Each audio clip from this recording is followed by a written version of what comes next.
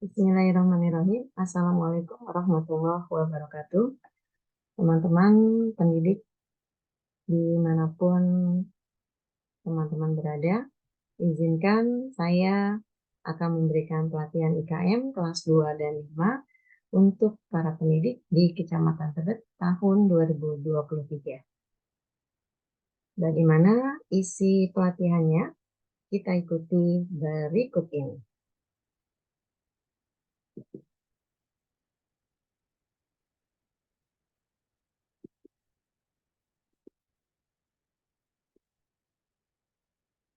Teman-teman, pada kesempatan kali ini, di pelatihan implementasi kurikulum Merdeka tingkat SD kelas 5 Kecamatan Tebet, Jakarta Selatan, saya Bunda Ati didampingi dengan Bunda Neng akan memberikan pengimbasan kepada teman-teman pendidik di Kecamatan Tebet. Isinya apa saja, kita ikuti bersama-sama.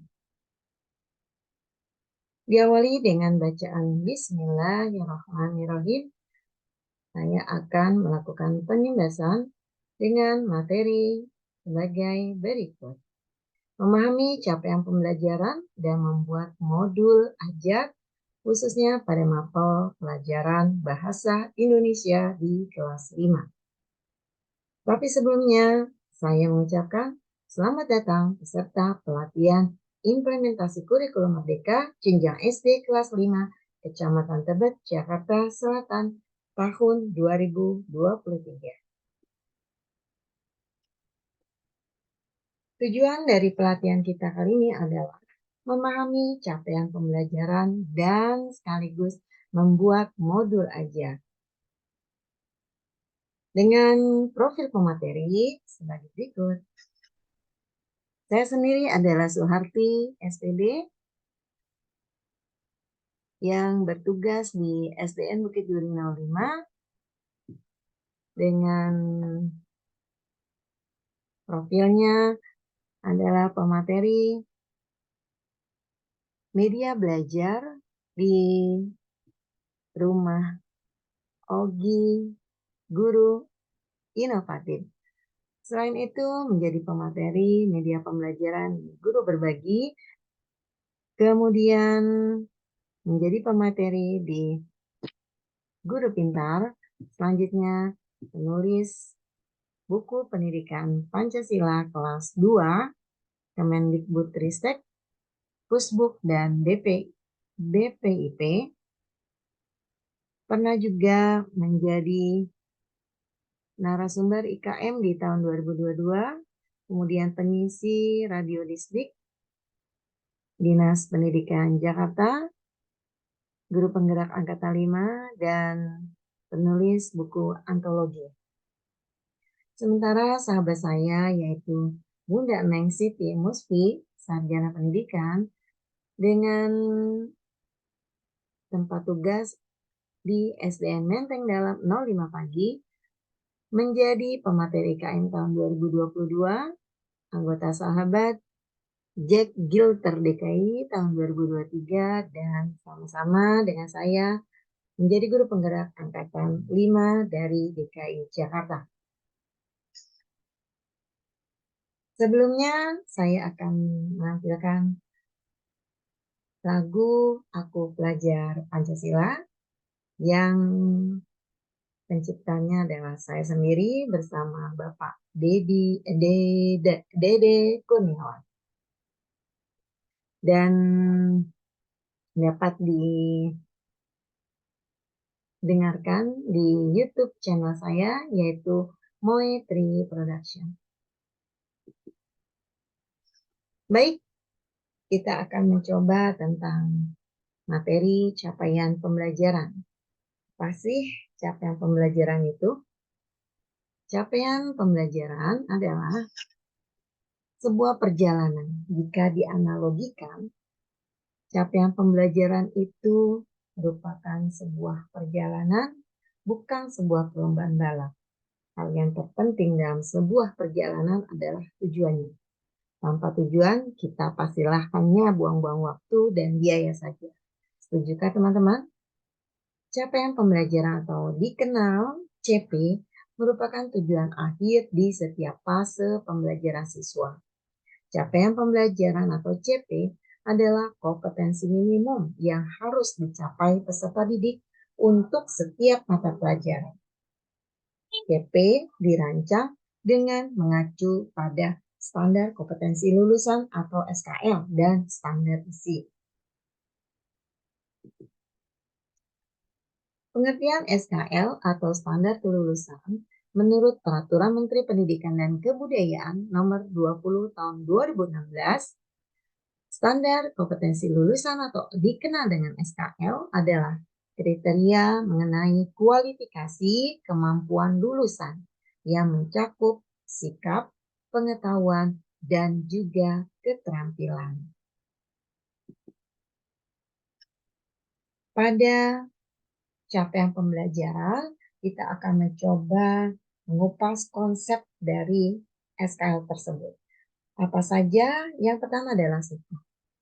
Di mana dalam hal ini, dimensi yang bisa dilihat yaitu melaksanakan ajaran agama yang dianut, mampu mengenal kelebihan dan kekurangan diri sendiri, taat pada aturan sekolah sosial yang berlaku di kehidupan lingkungannya, menghargai nilai-nilai keberagaman, misalnya agama, budaya, suku, ras, dan golongan sosial ekonomi di lingkungan.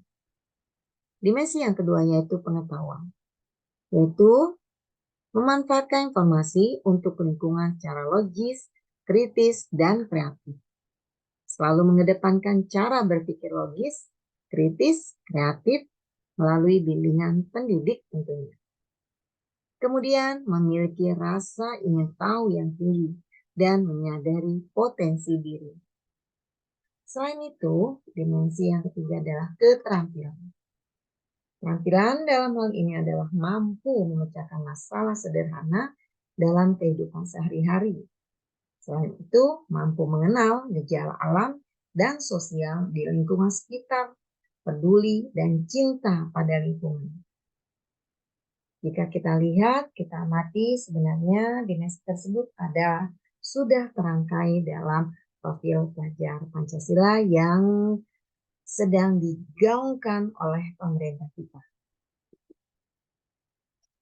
Sekarang marilah kita mempelajari bagaimana cara membuat modul ajar bahasa Indonesia melalui alur penyusunan modul ajar bahasa Indonesia kelas 5 berdasarkan capaian pembelajaran. Nah, ini adalah tahapan alur modul ajar bahasa Indonesia. Yang pertama, jika tadi sudah kita jabarkan tentang capaian pembelajaran, di dalam capaian pembelajaran dengan mata pelajaran bahasa Indonesia itu adalah kemampuan berbahasa, bersastra, dan berpikir. Nah, dalam capaian pembelajaran ini, maka dikembangkan lagi menjadi TP atau tujuan pembelajaran.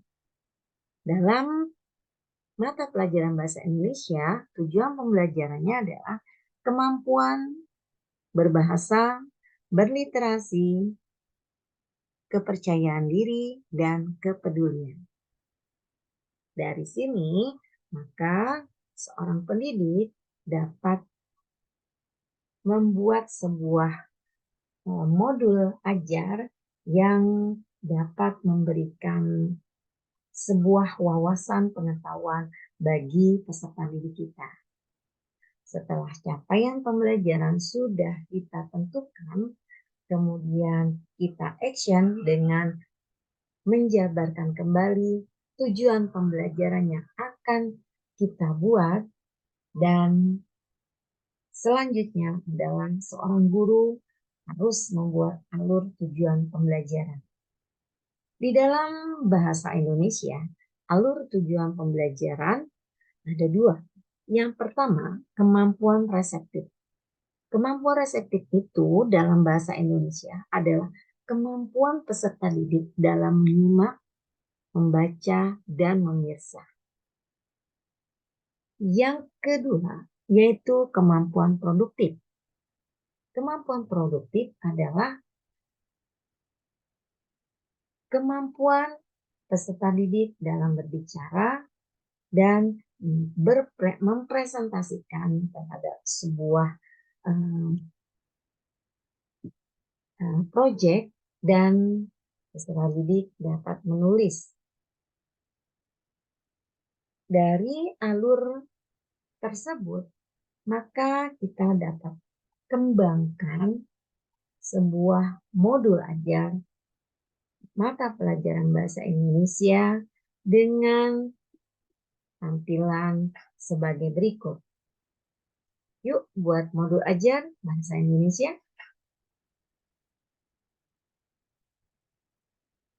Dengan instruksi tugas, yang pertama, carilah pengertian ide pokok dari berbagai sumber dan tuliskan nama tokoh atau sumber yang memberikan pengertian tersebut. Dan menurut kalian, selanjutnya, mencari ide pokok teks bacaan yang telah dibagikan guru. Jadi, dalam pembuatan modul ajar yang akan dibuat oleh Bapak Ibu sekalian dengan tema yaitu ide pokok sebuah paragraf. Jadi nanti Ibu dan Bapak guru hebat akan membuat sebuah modul ajar bahasa Indonesia dengan mencari ide pokok dan jenis paragraf dari teks bacaan yang akan saya bagikan. Instruksi tugas yang kedua adalah mencari informasi mengenai ciri-ciri ide pokok dari berbagai sumber yang selalu menuliskan sumber informasi dan menurut kelompok. Yang ketiga, buatlah hasil kesimpulan kelompok berdasarkan teks bacaan yang sudah dibagikan dalam bentuk e-book dan dipresentasikan di depan Ibu dan Bapak guru lain.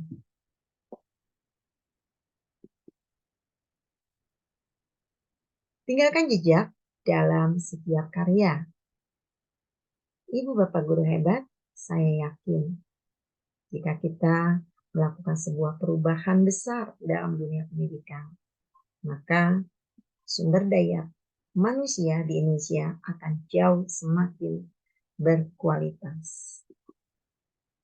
Ayo jadi guru hebat yang dirindu.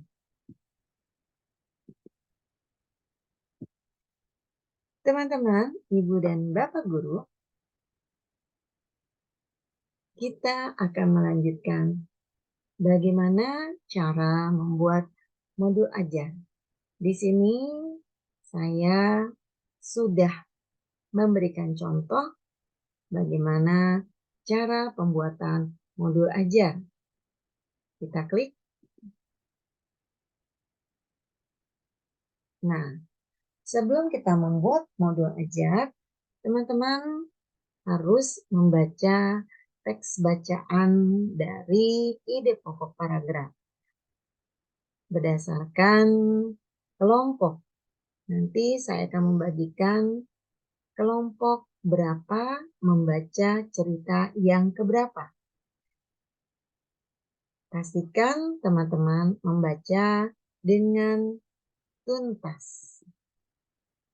Cerita pertama seperti ini, teman-teman bisa membaca. Kemudian cerita kedua dan cerita ketiga. Dari ketiga cerita ini, teman-teman diwajibkan untuk mencari ide pokok dari setiap paragraf.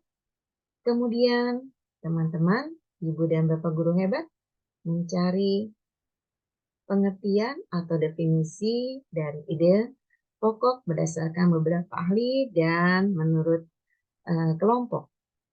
Selanjutnya, teman-teman juga mencari ciri-ciri ide pokok dan memberikan kesimpulan. kesimpulan dari teman-teman membaca ini, saya minta teman-teman publish ya dengan membuat e-booknya. Jadi di dalam e-book tersebut teman-teman menampilkan hasil diskusi teman-teman bersama kelompok.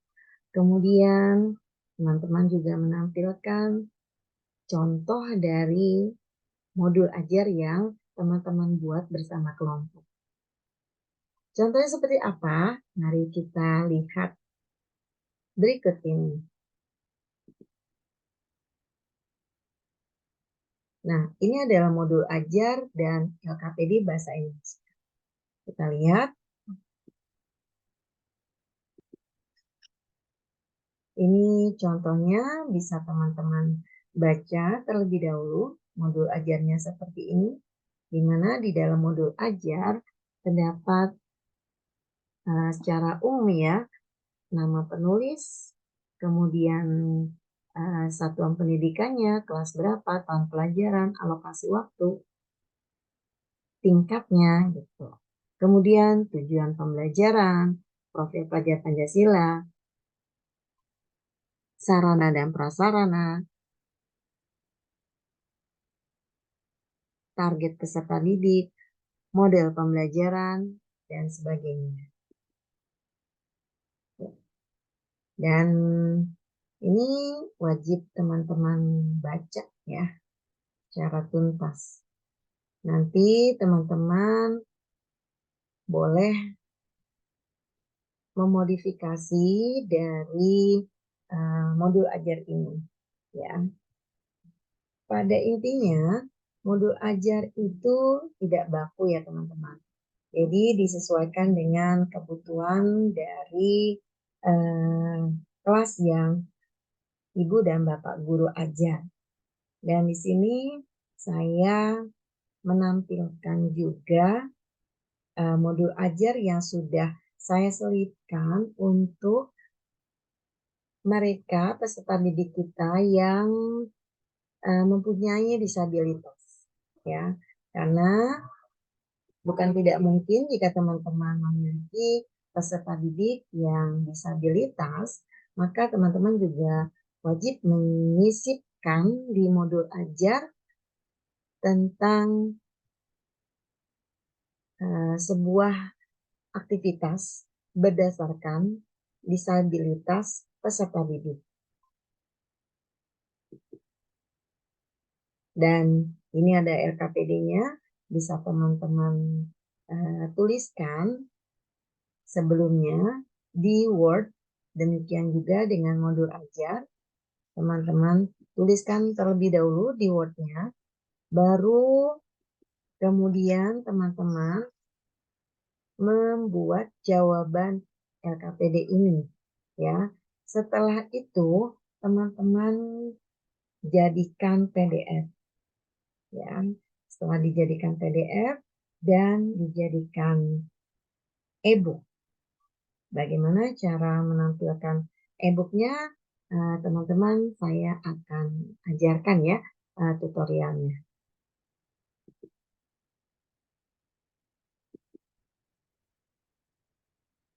Terima kasih, semoga hari ini lebih baik dari hari kemarin. Tapi sebelumnya, saya akan memberikan tutorial bagaimana cara kita membuat e-book melalui PDF yang sudah Bapak Ibu buat. Saksikan terus ya. Terima kasih.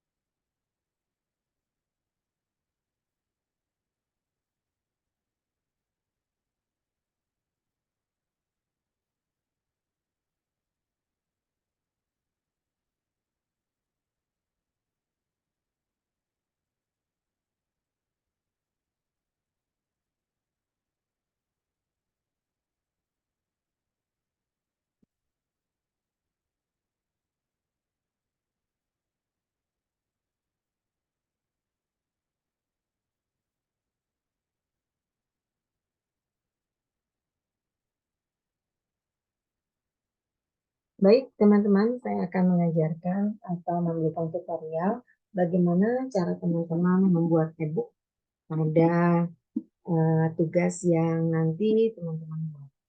Pertama-tama, pastikan jaringan internet teman-teman stabil dan dapat menggunakan browser. Ya, teman-teman silakan menuliskan di browser yaitu Flipbook. Ya, kemudian teman-teman pilih yang paling atas. Oke, selanjutnya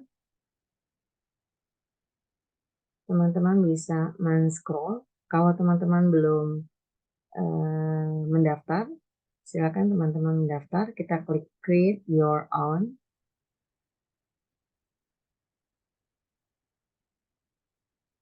Kita tunggu.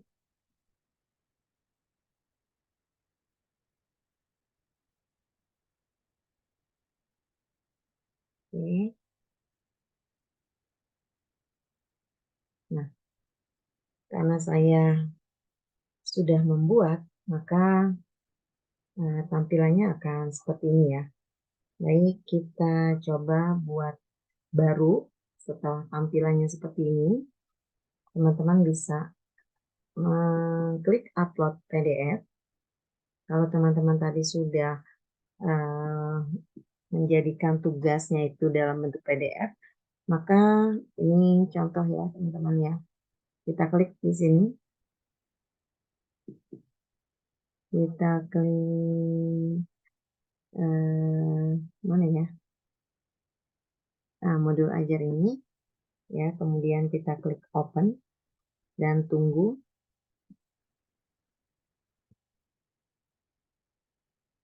Nah, ini sampai selesai ya, sampai habis di sini yang sedang berjalan itu. Oke.